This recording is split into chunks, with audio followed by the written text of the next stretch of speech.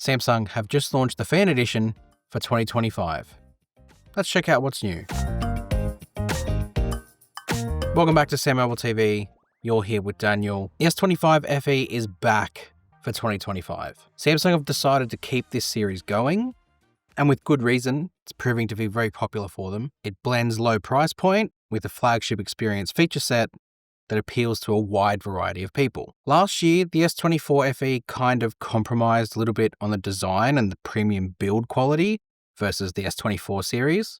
But let's check out what we've got this year. From a design standpoint, the S25 FE kind of continues the trend that Samsung have set this year by reducing the weight, the thickness, and the bezels of the design of the phone to sort of create a new in-hand feel. This year's S25 FE weighs just 190 grams, which is 11% lighter than it was last year. It's also now 7.4 millimeters thin, 8% thinner than last year. See the trend that's happening? The S25 Ultra, slimmed down and lighter. The S25 Plus and the S25 base models also were slimmed down and a fraction lighter. And then you had the Edge, of course, which was just all thin and light. And then the Fold 7 was thinner and lighter than the previous generation. Flip 7 was a little bit thinner, but we'll forgive the fact that it's not as light, not the same lightness. It reduced all of those sort of metrics, weight and thin and the bezels, all while retaining the 6.7-inch 120Hz display. A display that's now better because it pushes 1900 nits of peak brightness. Again, an increase on last year. And there's also an increase in battery capacity, which we'll get to. All the materials are upgraded. You've got Armor aluminium on the side rails, plus you've got Victus Plus glass now as well. So it should give that premium touch to go along with that premium feel that new weight and thinness sort of allows for. For me, that's the big hero, is the design. The thinner bezels, the lighter weight, the thinner device, all kind of contribute to a really nice aesthetic. And should, I think, in a world where smartphones are all becoming very similar, it gives you a point of difference into something that you hold every day. The cameras, though, I guess if you're someone who upgrades from Fan Edition to Fan Edition, you're probably going to be disappointed. However, Samsung have kind of said that the Fan Edition acts as like a gateway from A series users to upgrade to, and then upgrade from Fan Edition into flagship. So from a camera point of view, those people upgrading are getting an upgrade. It's just for the last 4 years, they could go back and get the same hardware pretty much. You've got the same 50 megapixel main camera that Samsung used in the S25 series, which was the same one from the S24 series, S23 series. You get my point. You've also got from last year's Fan Edition the same 12 megapixel ultra wide, and what I found to be quite disappointing, the 8 megapixel 3x telephoto. I don't know why Samsung have stuck with this combination and haven't upgraded the sensors. I mean, you could probably hazard a guess that it's a financial decision to make sure the cost doesn't blow out on the Fan Edition devices. And when people are buying them, there's really no need, at least in Samsung's mind, to upgrade them. I think it would be nice, though, to give them an upgraded camera experience, not just through processing and through algorithms, but through hardware. I think that'd be a nice touch if they got access to better sensors, but they haven't done it. Well, they have. There's one camera that's better. The selfie camera. It's a 12 megapixel selfie camera now versus 10, and it should take some better quality because it's got a better quality sensor behind it. Was it 10 or was it 32? There was a 32 megapixel one at one stage. Anyway, it's a better sensor overall. That's my main point. As disappointing as the camera hardware is on the Fan Edition, like I sort of said, the customer base isn't buying the Fan Edition for access to Samsung's latest hardware.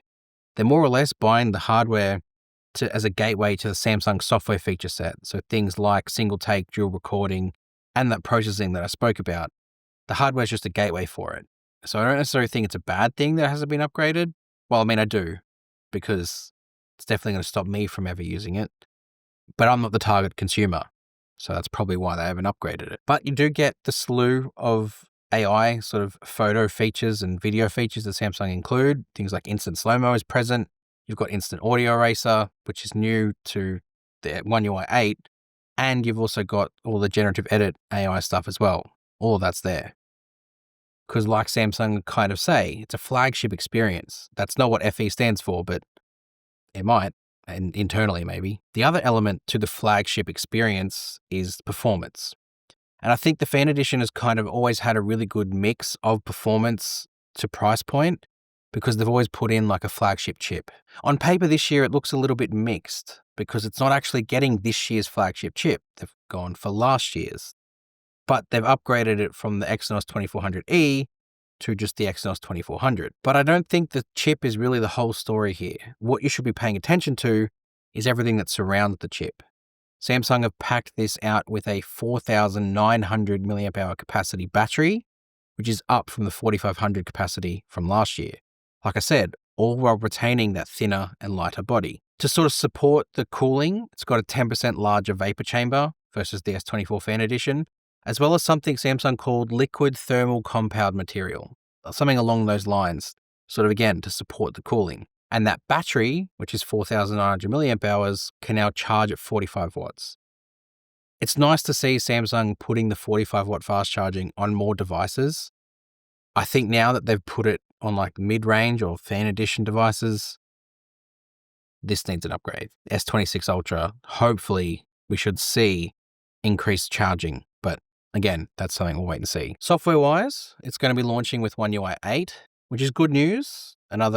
It actually will be the first S25 series to have One UI 8 on board out of the box. Of course, S25 Edge and the other ones are all going to get One UI 8, so let's just all calm down. But it's nice that this is getting it out of the box. And because you get 7 years of OS upgrades, that means that you should be supported through to One UI 15.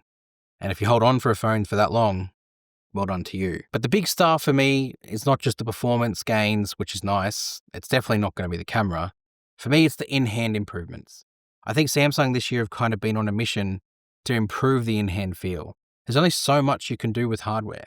Samsung seem to have found a way to try and reduce the way it feels and improve the way it feels. And by reduce, I mean weight and thickness, and try and make it feel better, because that's really the only experience that is left to conquer. Software experience is all kind of becoming level, apart from Good Lock, of course, which we're doing a series on. And really, displays and cameras, they're all sort of reaching a bit of a peak. But the thing you can do is make the phones feel thinner and lighter. And I think that's a big sort of stepping stone that Samsung have started this year. I've got to say, we're here for it.